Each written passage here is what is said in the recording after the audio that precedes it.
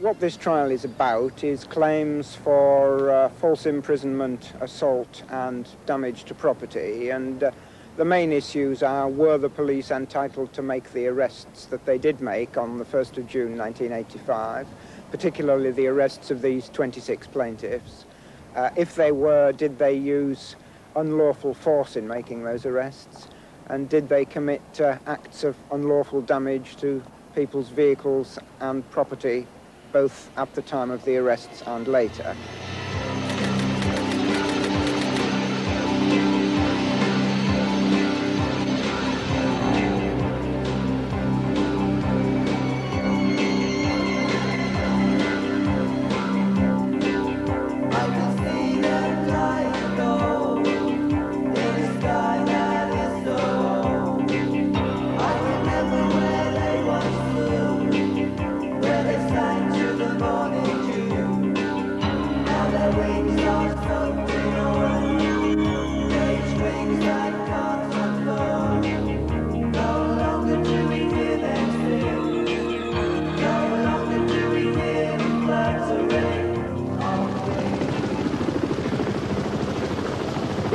Of the convoy. There are 150 vehicles behind me. The women and children have been left at Savernake Forest. They're all heading for Stonehenge. That's 18 miles away. I wasn't aware of it at the time that it took place, but I later became aware that really the whole of the Wiltshire establishment had sat down to decide what to do about the convoy. And this involved various landowners and the county council and the police and their solicitors. And it was a question really for them that they didn't want these people coming into Wiltshire and occupying the area around Stonehenge, but there wasn't really a law that enabled them to keep the convoy out. So it was a question of taking advice to find some kind of legal cloak to throw around the operation which they wanted to launch. And so they came up with this business of the civil injunctions to justify all that then happened. And it seems to me still highly questionable whether what happened was really lawful. We are prepared for any contingency which may arise, and although I've told you how many men I've got available, I've also got maximum cooperation of my neighbouring chief constables that they're prepared to assist me if I require that aid.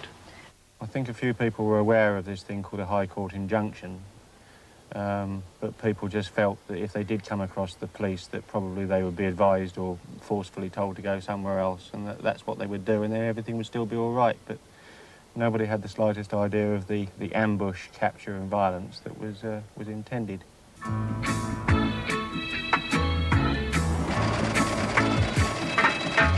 Don't worry about a thing. Every little bit gonna be alright.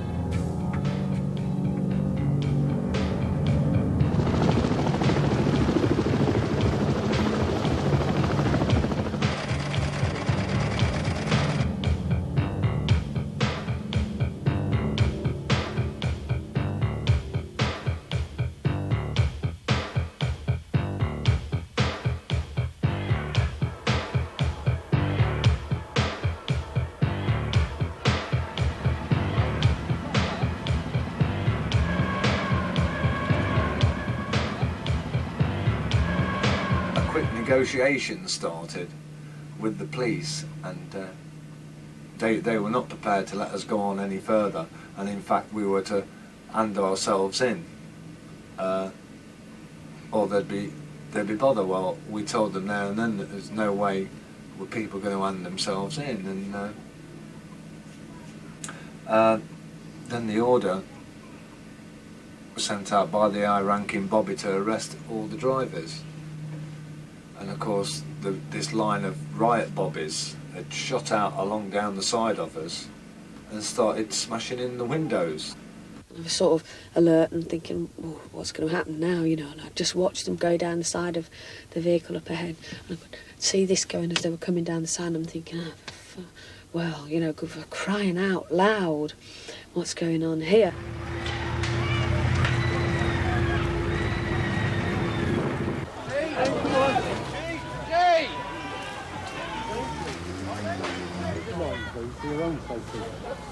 I went, no, and screamed up, just tell me what you want me to do. And I reached all over the windscreen like this, because he was there first, and then he was hitting there, and then this one here was hitting at the window, and I put my hands up against the window here, and I said, just tell me what you want me to do. And there's a crash and a bang and a wallop from behind me, and there's shouting, and they're banging on the sides of the ambulance, and they're shouting. One of the police reached in through that broken side window, the passenger window, and grabbed a handful of hair. I couldn't see clearly into the vehicle from where I was standing. I was some little distance off, but it was very clear to me that he had hold of the top of her hair and was pulling very vigorously. She, of course, was screaming blue murder, not wanting to be pulled, because what she was being pulled through was a window that had been broken 10 seconds earlier, which was framed broken glass.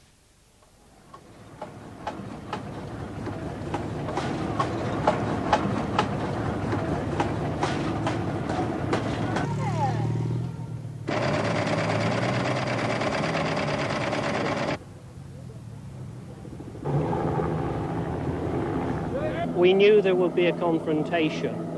I'm hoping that we'll get through the day without too many people being injured, either policemen or peace convoy, or the people in the field. Has the operation gone as you expected? Yes, I think so.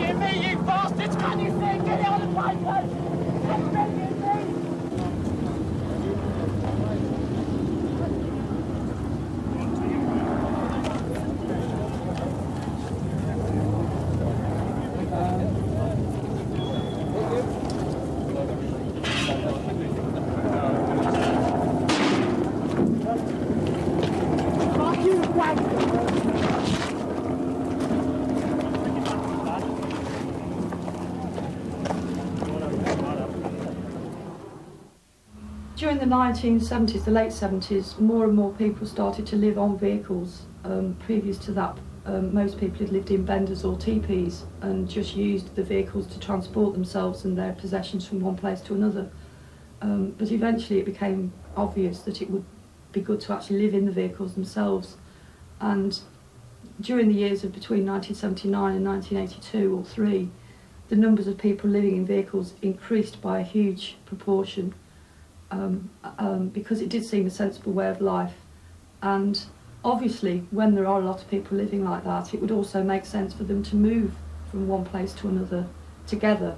But this was no more than just people who enjoyed the same lifestyle wanting to be with their friends.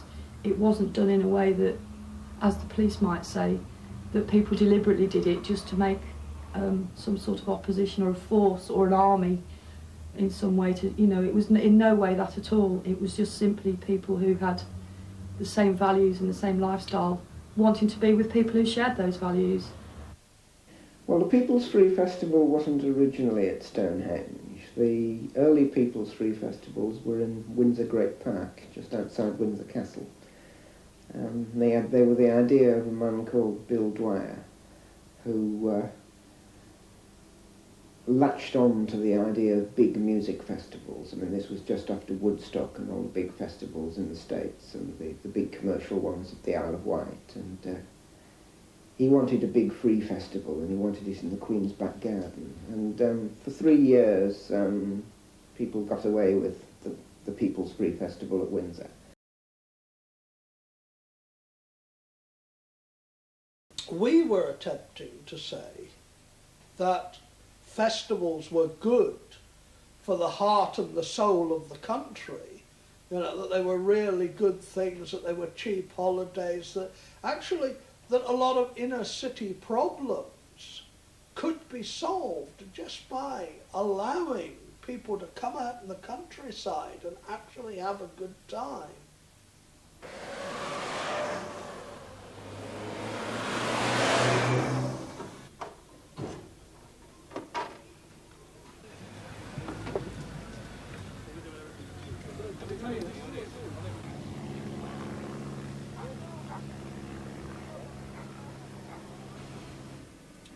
I mean, the police say that, you know, there was people throwing petrol bombs and stuff like this. I never actually seen any of our lot throwing petrol bombs.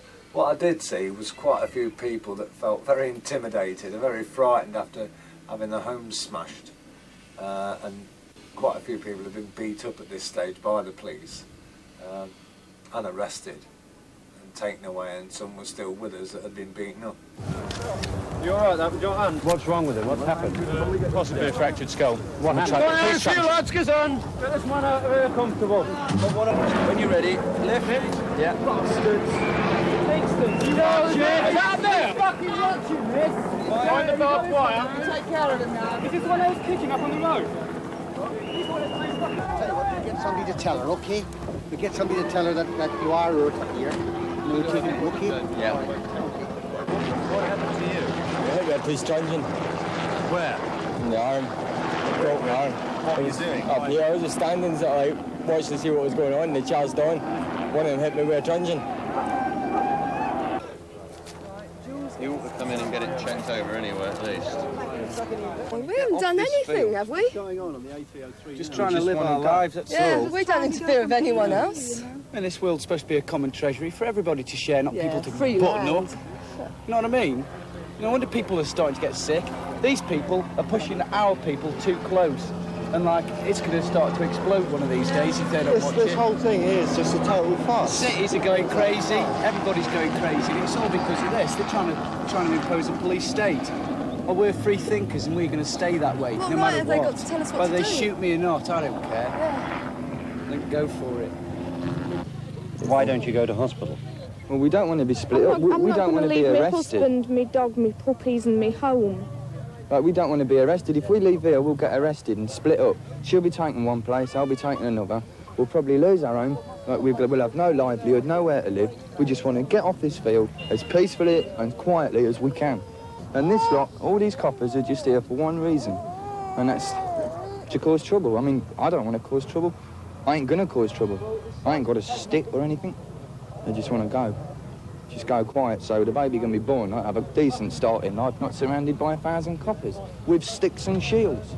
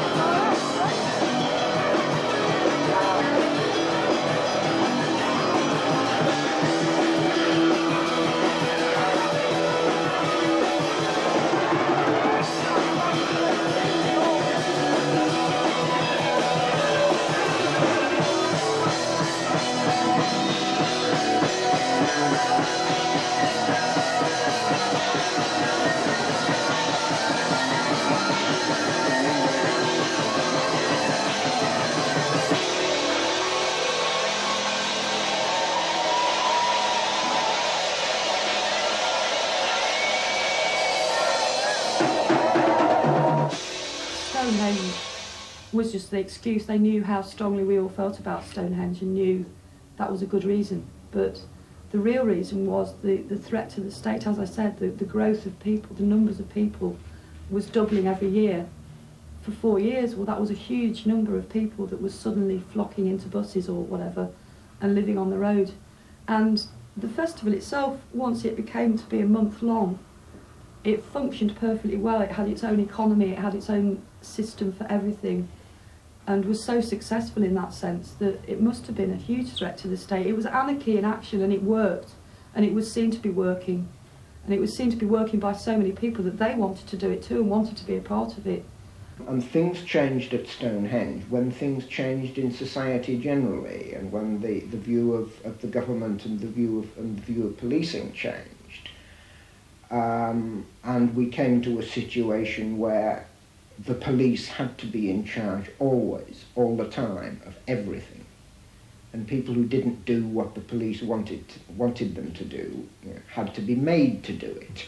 And whatever resources it took to do that would be forthcoming. The state, both local, national, local council, police, they have spent literally millions. I mean, if the number flashed up here at the moment, you know, would it be 100 million? Would it be 200 million? I don't know. They sound like impossible sums, but I bet they're low. I bet they're low on what they've spent in trying to destroy our culture because we're considered to be that much of a threat to the way they do business and the way they look at the world. Because with our culture in the ascendancy, they wouldn't be able to send troops to defend oil interests in the Middle East. And they know that. And they know that when we are actually showing what we can do in art, in culture, in politics, in creativity, in just being bloody human beings, when we actually are showing what we can do, this is very, very appealing to people. And it's very frightening to them. I don't know who the them are, because I don't see the them as a tiny group. I see the them as people who are frightened by the ideas.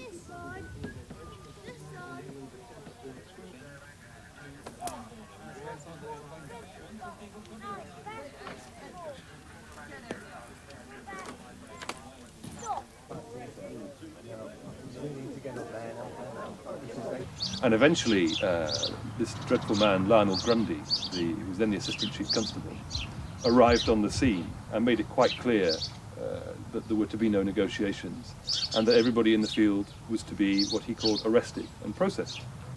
Those of you that come out under those circumstances will be interviewed and dealt with. In other words, you'll be locked up and dealt with. Yeah. If I suspect that you've been involved in some of the offences that have occurred today, then you would be arrested. Now that's it. Now, wait a minute. I'm not here to bargain with you. I'm here to say something to you for you to consider.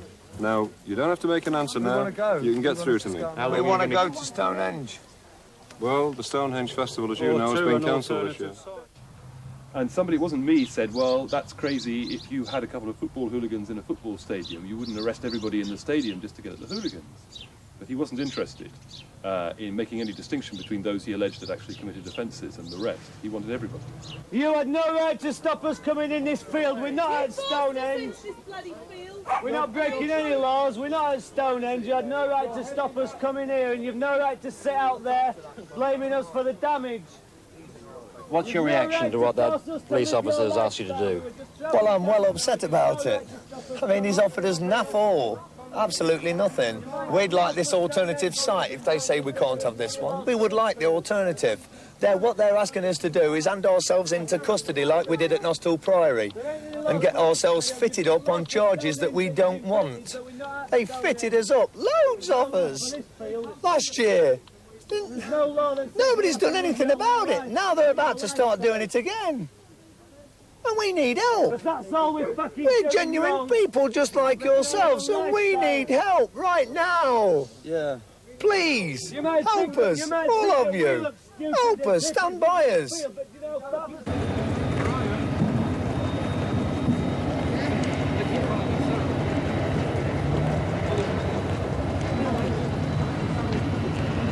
The word actually used was processed, and people had had past experience of what that word means.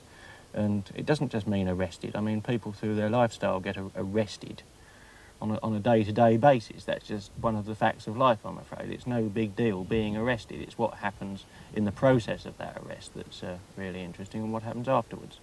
And at a place called Nostell Priory in West Yorkshire the previous year, some of those present in the field had been present at this earlier incident where their homes had been systematically dismantled, and a decommissioning exercise had been attempted by the police to try and put this sort of thing down. The main super duper comes over when they've actually surrounded us, and he's asking for Boris and Doris, who were the ringleaders, as far as he's concerned, because we'd billed ourselves as was it the peace convoy. It was, and it was headed by Boris and Doris, who were two geese that we had on site. So on all the fly posters it was, you know, Boris and Doris proudly present, you know, sort of thing. So they wanted to arrest Boris and Doris, and of course, you know, your arse is tweeting like nobody's business, because there's all this thing going on, and you know, and your gaffs are being wrecked right before you, and you're surrounded by all this police.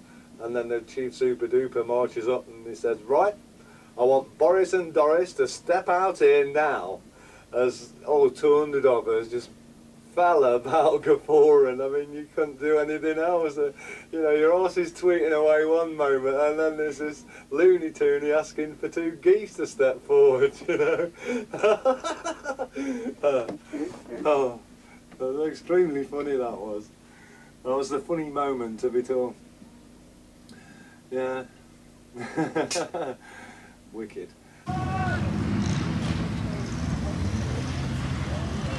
Thank you very much.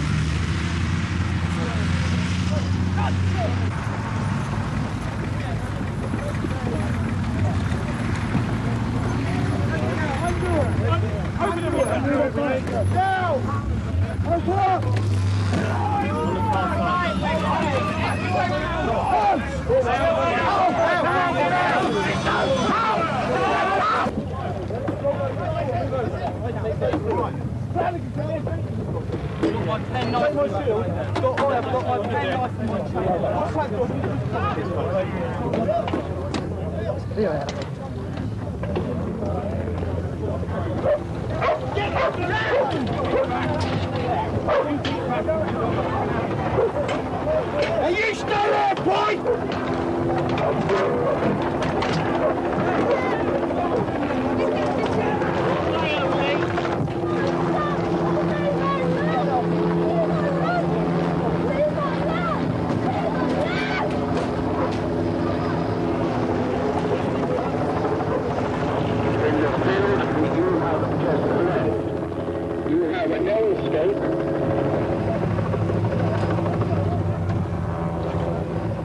They just started attacking the bus, and they were hitting the window, the driver's window, with an iron spike about 4 foot long or so, half an inch wide. I thought it was a fencing stake to start with, but it wasn't. It was too big for that, more like a crowbar. And eventually it did go through, and the windscreen, which had been caving in, finally broke, and I went back and sort of went like that because of the glass flying over, and the spike came through the window, and it was definitely quite frightening.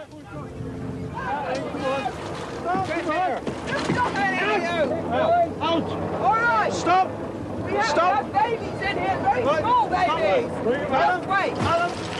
All right. Let the ladies come out. Can I just talk just a minute? I've got 3 babies in here. Bring the ladies and children forward, please. What's this number?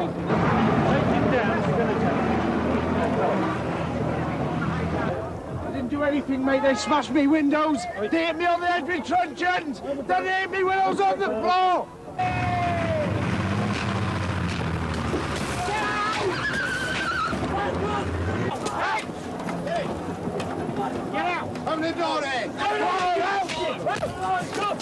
Come out then. Come out, son. Come out. Come on in. Just calm down.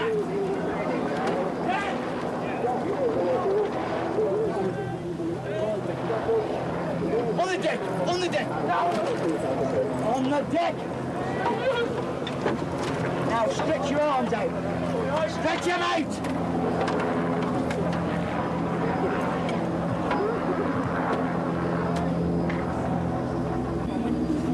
Take her away. No! Don't argue.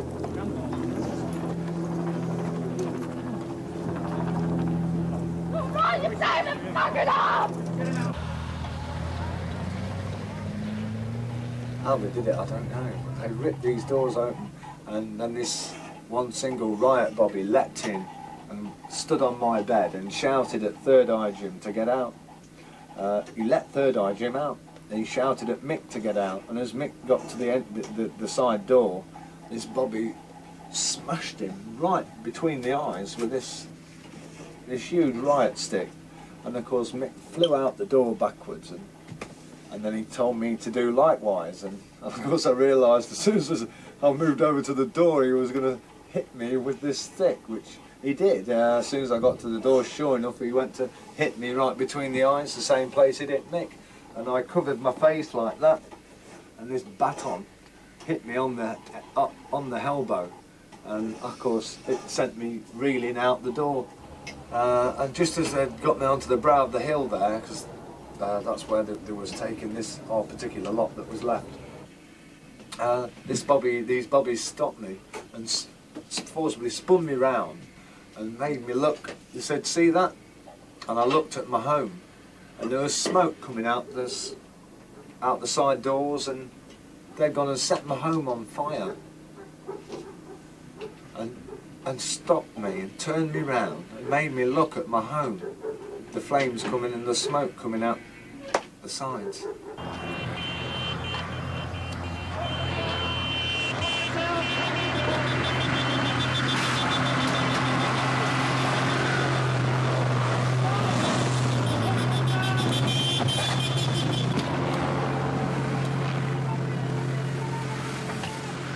The rest of us had provoked the police simply by refusing to be arrested, refusing to be stopped.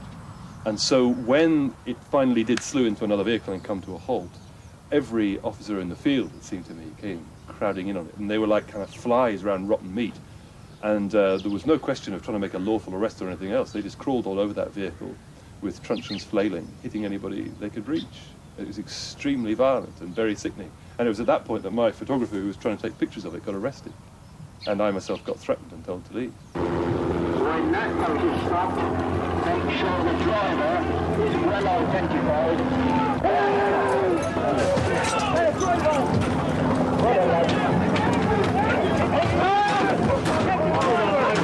He's on the left.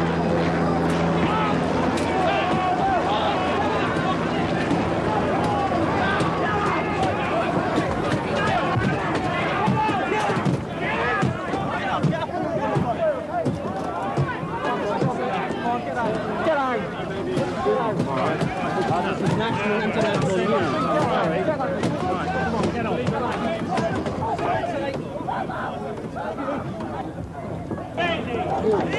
Someone help me!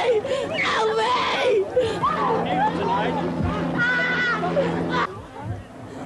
See what they're doing to us!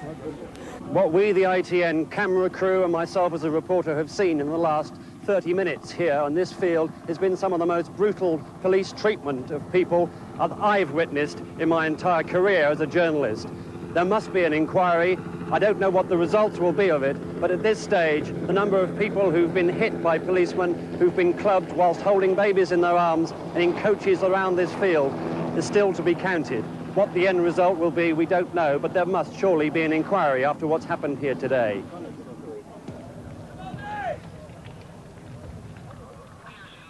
When I got back to ITN during the following week, and I went to the library to look at all of the rushes, most of what I thought we'd shot was no longer there.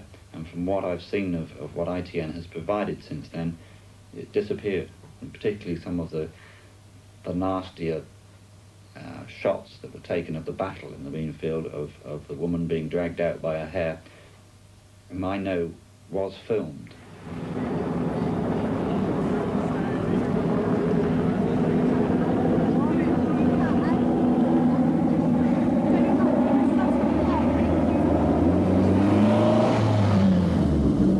It turns out now, I didn't realise it at the time, but I was in fact the last person to be processed in Amesbury Police Station that night, and was the last one down as having been through. But in fact, being one of the first that was arrested at 7 o'clock meant that we were among the people that spent the most time in the garages round the back. And it was indeed a long time. We were there from probably 8 o'clock in the evening till well into 2 or 3 o'clock following morning. So we were in the garages 6 or 7 hours, which is quite a long time to be kept standing waiting in the freezing cold. And that is the point at which we were strip searched too, so it was a most uncomfortable time really.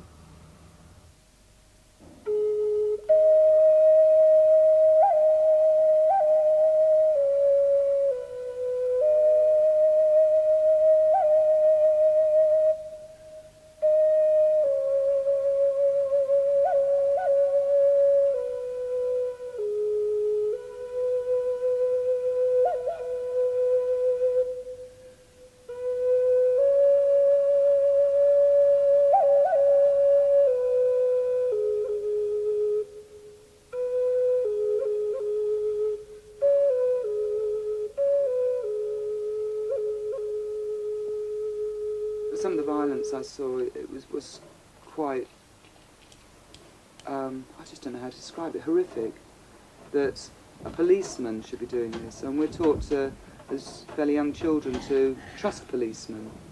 You don't expect them to go battering you. You don't expect them to batter children. But they were that day. And I want to show the whole world that policemen do that sort of thing occasionally. And then maybe people will believe it and try and stop it. It's only by the will of the general public that things like that can be stopped. And they don't just do it to us, they do it to lots of small groups. You know, anybody who's in a minority is going to get trashed one way or another, and this is wrong. You know, all this damage, I mean, about the only thing that works is the windscreen wipers. I haven't got a windscreen anymore. Oh, this is ridiculous.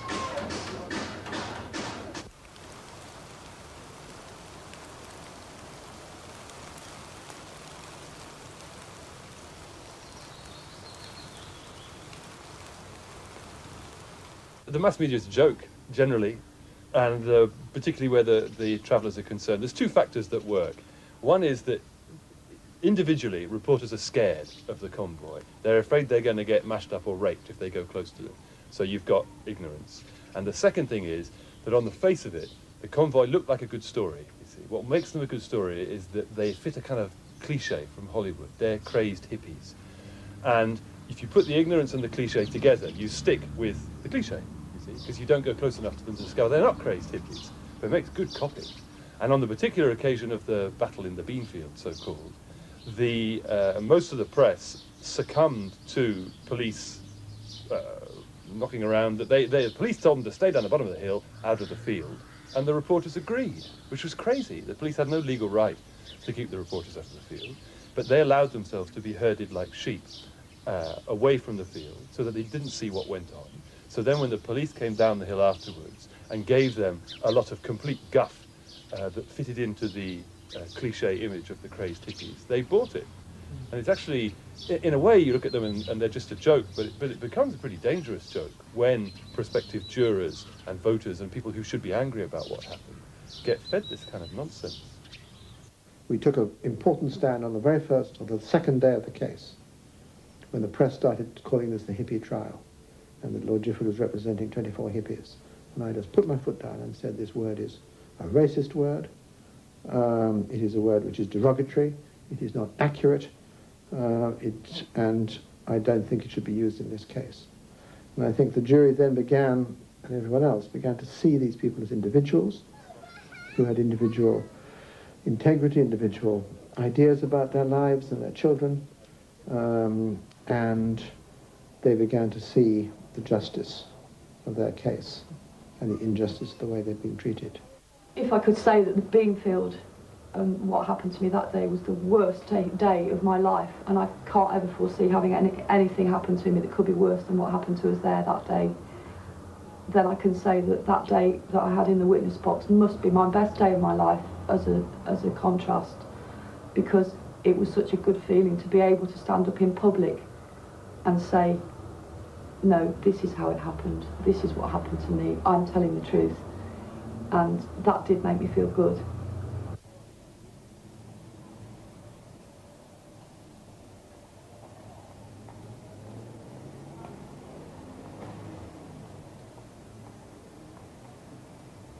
Well, inconsistencies were to a penny. I mean, there were more than 100 police witnesses, and wherever more than one policeman saw the same event, the descriptions were completely different. And to some extent you expect that. And the things which surprised me were not so much the inconsistencies as the omissions, and how critical some of them turned out to be. For instance, on the police video, which turned out to be quite important, there is a piece missing. Nobody knows how large a piece. You know, estimates vary from a few seconds to more than a minute, where the tape, we're told, accidentally broke. But that is at the crucial point where the convoy is stopped. In the police radio log, which we were provided with, there are breaks. There are breaks of a couple of minutes where the tape was changed. Now, I just read my arresting officer who arrested me. I've just seen his statement of how and what he says happened and where I came from, and it is complete and utter lies. Everything I'm being told in the court is lies and prejudice for their side. They're just going to try and get out of it as best as they can, it's obvious. At the moment, the jury are considering their verdicts on allegations of strip searches. They'll then consider claims for damage to property and wrongful imprisonment. Kate Roberts, Coast to Coast, Winchester Crown Court. Great. Can you just give me one shot of the court, just to help me?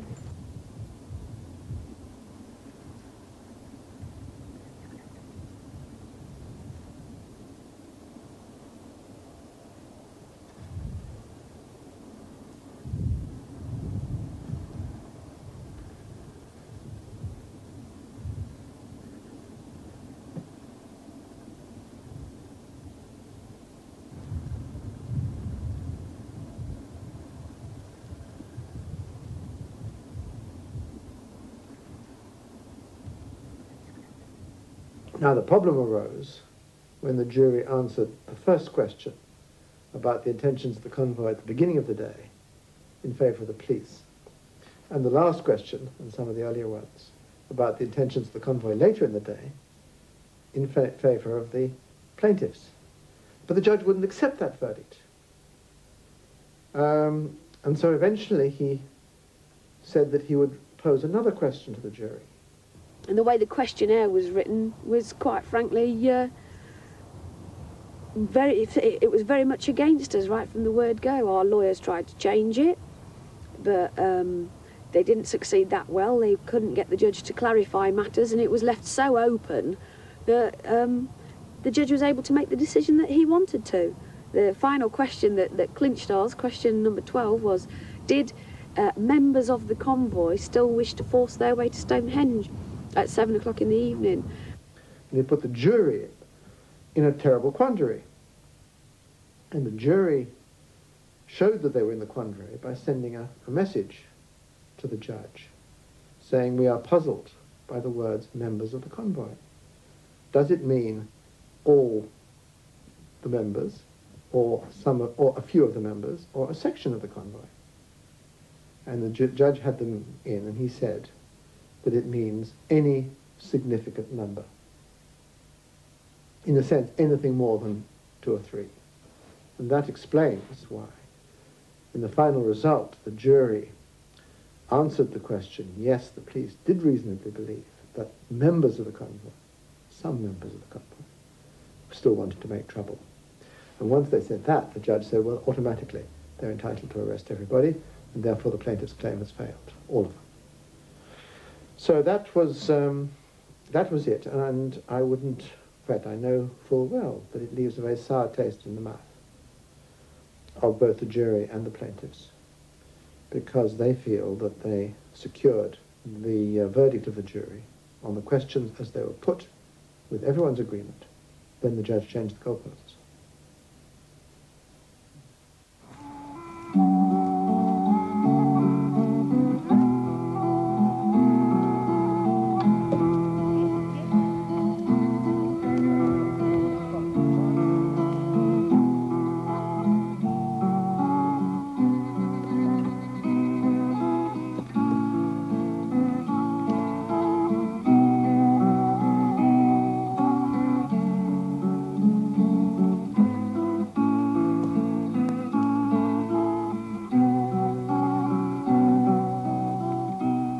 I was proved to have been assaulted by the policeman that arrested me, and I was awarded money for that assault, which was taken away in costs.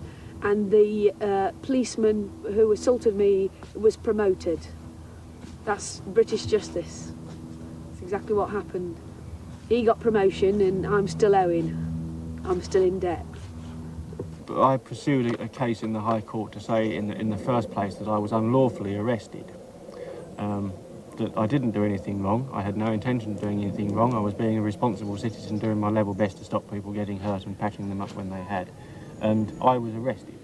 After all of this, 6.5 years and several £1 million in legal costs, I have absolutely nothing to show for the wrong that the jury agreed had been done to me. We've tried to use the system to right the wrongs, and it hasn't worked for us, so what are we left with? If the system doesn't help me right the wrongs, and there is no justice in the system, what am I expected to do? Armed struggle? Nah. Peaceful hippie. I just have to live my life quietly somewhere and carry on doing and being. I think they'll probably learn a little bit. I don't think they'll learn a lot, to be quite honest. I mean, because, you know, the police are the police, aren't they? You know, they're pretty thick-skinned at the end of the day when all's said and done. No, I don't think they'll learn a lot. They'll learn a bit, certainly, but I don't think they'll learn a lot. No. One of the big lies at the bottom of all this is that the people of Wiltshire didn't like the convoy. That isn't true in my experience. My family live in Wiltshire and did not want the police chasing these people out of the county. It isn't even true of the people who live closer to Stonehenge. Like on that Saturday as we were driving to the Stones, people were not hiding in their houses in fear. They weren't throwing rocks at the convoy to get them out of Wiltshire. They were waving. And it's just a typical piece of undemocratic behaviour that the Wiltshire establishment regarded these people as a threat. But the ordinary people who were paying the poll tax and who had funded this expensive operation didn't actually share that animosity towards the convoy at all, and yet they end up picking the bill for it. We couldn't just sit there and take it. You know, we were going to sit back and just have them destroy our lifestyle. We'd worked so hard over the years to establish ourselves and become part of, you know, almost try to become part of society again by saying this can be a normal way of life. This, you know, there is nothing wrong with the way we want to live, please accept us. And we felt that we were in a way just beginning to reach that point with the wider society. And obviously the police and the state tried to stop us, and it was for that reason that I personally took action, because I wasn't going to sit back and let them take my lifestyle away from me that easily, irrespective of the rights and the wrongs of the actual issues on that day. Though obviously I felt the police were very wrong to have done what they did. But it wasn't that made me sue them, it was the fact that I wasn't sitting back and taking it. I'm a fighter.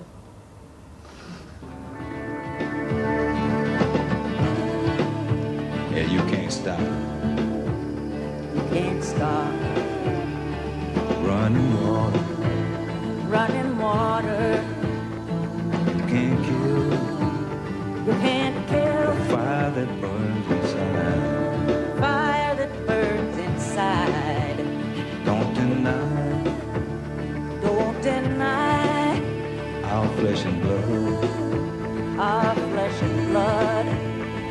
Don't forsake. Don't forsake. Our sons and daughters.